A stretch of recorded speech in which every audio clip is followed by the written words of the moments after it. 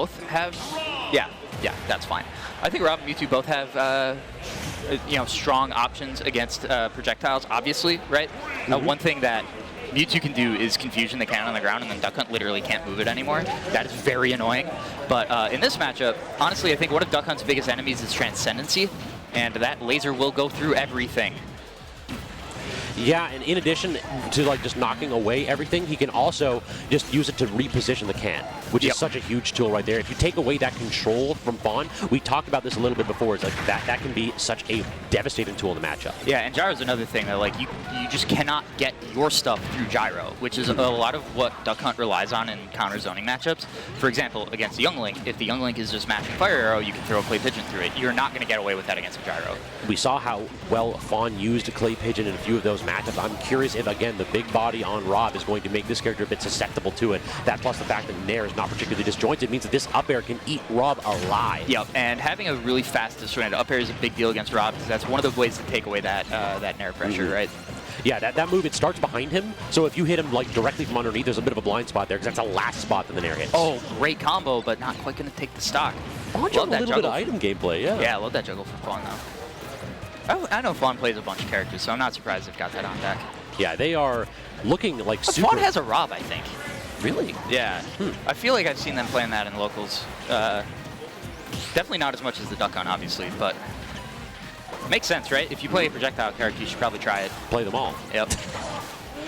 All right, laser out high, so not quite going to connect, and Fawn stuck at edge. This is where WaDi makes a ton of money against characters with susceptible recoveries. Getting the back there, not going to connect, but look at that. It auto-canceled directly into the up tilt. Just when you think you're safe, WaDi's got the second hitbox ready for you. And that's part of that like macro game plan that I'm talking about, where he knows that he can go through that whole sequence, and he knows exactly what's being covered, right? It's like a chess player.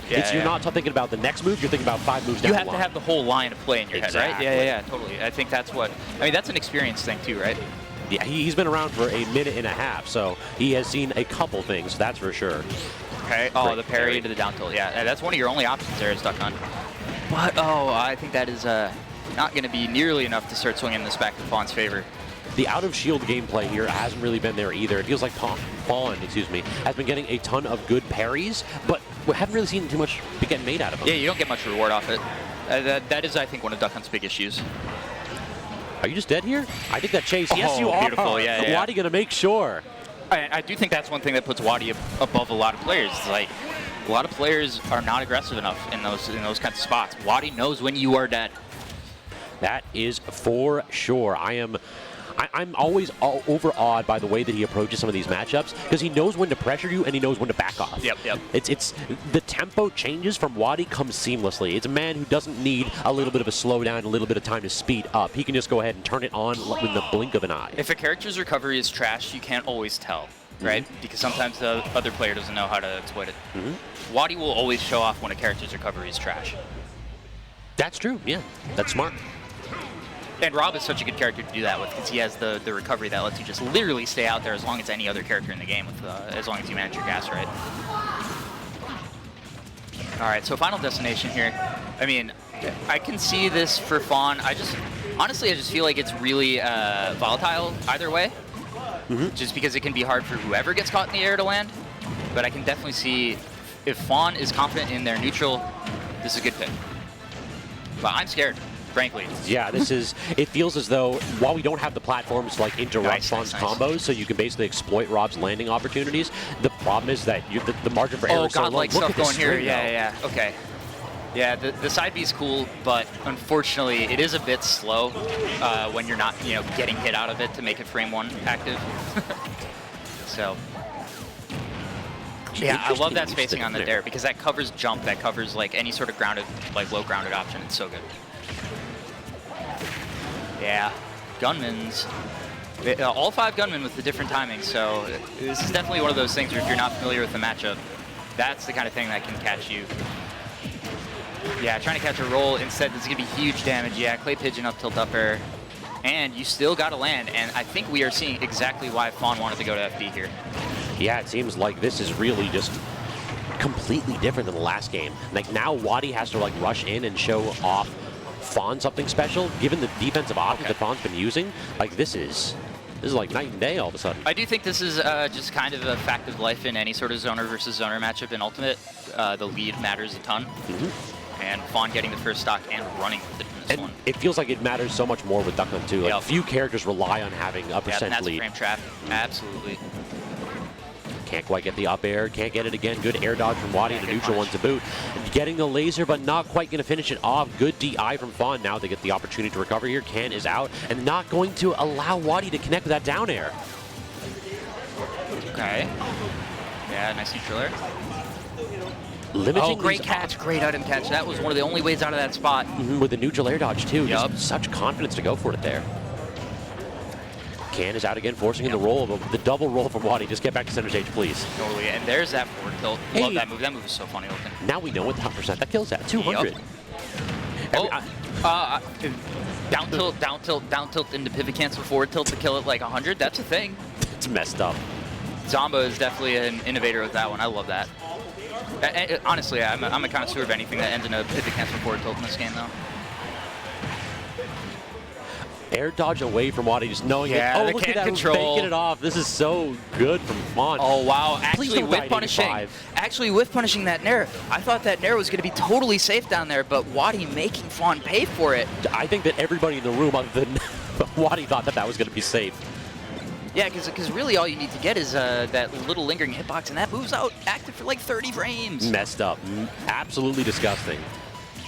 What a play by WaDi to get the lead back in this one. And now, like, this is a really annoying spot for Duck Hunt, because as long as you DI the can properly, all right, there was no good DI on that. You DI to the side and you die off the side. So what can you actually do in these spots? But you see that it took like 3 can hits to kill at 180, right? That's the point that I'm trying to get across. Yeah, it's like you can go ahead and fire it off time and time again, and yeah, you're connected with it, and yeah, you're getting damage, but you're also staling the move. Well, the other thing that's awkward is that can is a pivot point hitbox, and if you get the wrong side, they can just live. Yeah. I didn't know that. Yeah, that's actually one of the reasons why I don't like playing the character as much anymore. You have to react so fast to that, and I'm too old. Exactly. I mean, hey, play pigeon. This should be big. Yep. There's another one in the third. Yeah, just the delay between the first and the second opened up so much more there. That was really good from Fawn. Oh yeah, and trying to tech chase. Didn't get the smash throw on the clay pigeon. That is a big deal there. So yeah, it definitely made it a little bit harder to get any kind of a connection there. Pivot cancel forward tilt. You were talking about it. You called it, Jackie. Good stuff. That move was pretty much useless for Duck Hunt Smash 4, but they kind of flipped the utility of up tilt and forward tilt, where up tilt used to be the kill move that you'd catch people rolling with. Now you catch people neutral getting up with forward tilt. I think that changed too. Yeah, or like we saw there, the big pivot cancel forward tilt to catch WaDi in a spot where he probably thought he was totally safe. So do you think that that was a stage thing, or do you think that all of a sudden Fawn's starting to learn the matchup? Stage plus getting the lead first. I can see that. But I do think the stage worked out in the sense just that, yeah, I mean, WaDi spent a lot of time in the air, and there were a lot of good landing catches, right? Especially that was how that one ended. Oh yeah, and remember how that match would have been much more in Fawn's favor if it wasn't for that ridiculous offstage whiff punish. Yeah, he died at like 85, and WaDi was at 170. Fawn died at 85 after the hit. Yeah, exactly. Oh yeah, you hate to see that, where the can just blows up on the opponent's shield. Was it a shield or was it a dash grab so they get the release? Oh yeah, that's what it was. Okay.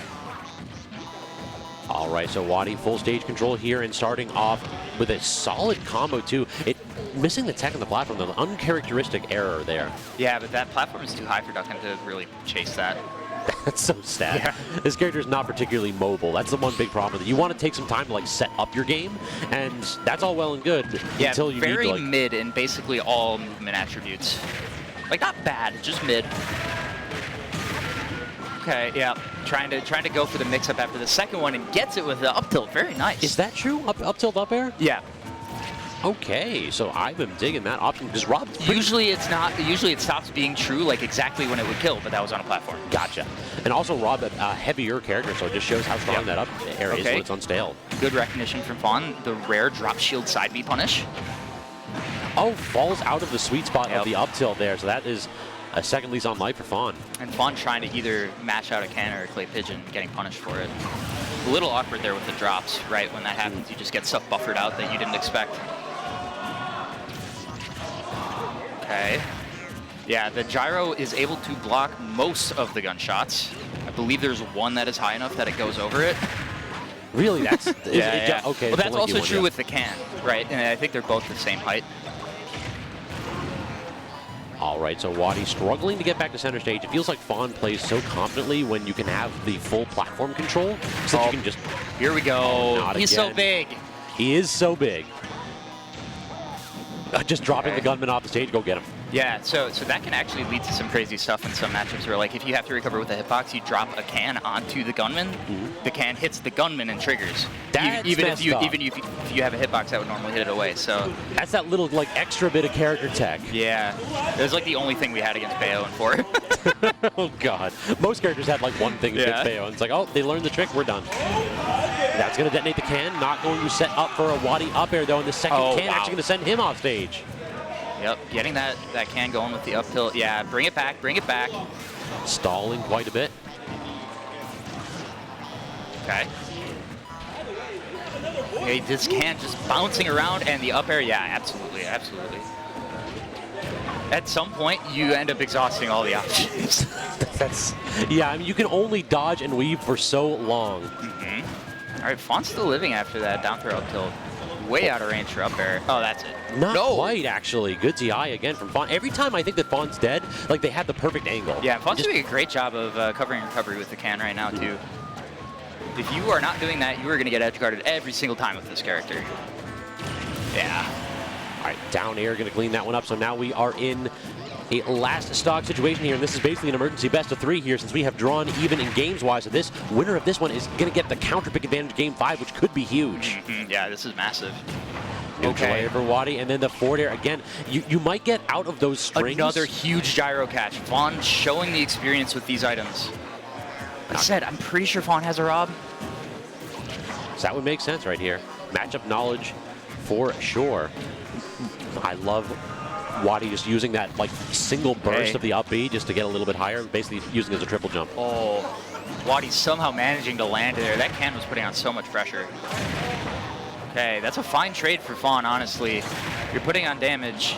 You're at kill percent anyway. That connected too. That's so scary. Great timing on the air dodge from WaDi. If he did that right away, I think he died. But leave it to WaDi. Another to turn catch. A disadvantageous spot into an advantageous one, and Fawn runs out of gas down below. The directional air dodge catch that time of the gyro made all the difference. Did you see she threw the gyro up, right? Yep. That, I think what happened was Fawn tried to air dodge up at the last second of it, but actually you lose the ability to air dodge when you get to the top, like just before you get to the apex. No, yeah. That's messed up. So I don't know if that's what happened or if it was just like recognizing that there was no way to make it back and like last minute, hey, hold this gyro for a second. But either way, that's so unfortunate. Yeah. Again, yeah, I get running it back here. I think we were seeing some stuff at the end of that. So there's the can in this spot, right? And then Duck Hunt under the platform with that rapid fire up air threatening, right? That's so scary. And I want to see if Fawn can find more opportunities to take advantage of that. Yeah, I don't like that call because that's going to happen every time. Did they both down air or was it just like twin suicides? Fawn went down with a fast fall down air and the hit lag made it so that they were both forced to die. But, I mean, honestly, if you think you can win this 2-stock game, you got to have the good attitude going out from that if you're Fawn. I mean, we talked a little bit about what this character was like in Smash 4, but the problem is that Rob a little bit better than that game. True. So we're playing 2 stocks. Yeah, actually, let's back that up. Maybe that is better for Duck Hunt because Duck Hunt is the character that struggles to kill out of these two, right? Actually, that's pretty, yeah, it's a good point, Jackie. So maybe the equity there is good on the side of Duck Hunt. So when things are even, perhaps they favor the character with... Okay, yeah, definitely. Go to the can. Go to the can. Very good. Why didn't the can disjoint? Oh, so there are some very awkward things that happen when can gets hit by like low damage linking hitboxes, where it will actually get stuck, like what I was saying with confusion. There's a lot more going on than that, but yeah, it's a lot. Yeah, this is a character where you need to go ahead and get like a 5-paragraph essay to explain half the neutral interactions. Oh my God! Shout out to my boy Dwang Thang. Oh my God! He wrote the book. It's been a minute since I heard Dwang Thang's name mentioned. All right, Gunman out again. We're going to get disjointed by... Oh, great use of that gyro. Again, the gyro catches from Fawn. Yeah, and the pickup with the forward tilt was critical. I was like, oh, I thought that forward tilt's going to get whip punished. They're dead. No, nope. They know what they're doing.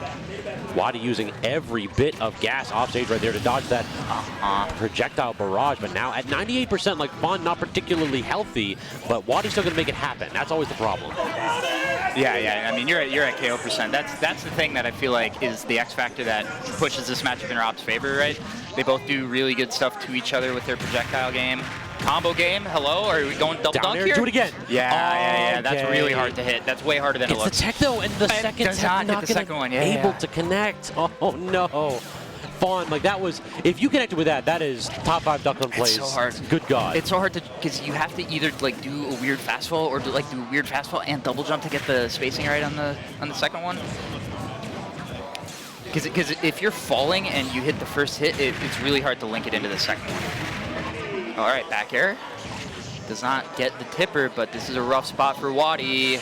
Just like using every bit of fuel again. WaDi's so slippery off stage. This isn't a character that you think of as having like a good disadvantage state off stage, because all he's doing is just upbeat and fluttering when he's going to go up or not. Yeah, but he's doing a really, really tremendous job of navigating around the can. Okay. I mean, this is where can pop kills, that the shotgun gunman kills. Not all of them kill at this point, but I think 3 of the 5 will. Just the standard get up through that. Oh yeah, no, this is where you match range. can. You match the can, and that is how you win as Duck Hunt when you have the 100% lead. Very good. But you know what would have won the game for WaDi there?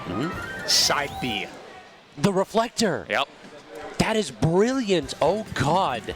So, yeah, something to keep in mind if we run into that spot again here in this game 5. That would be very scary.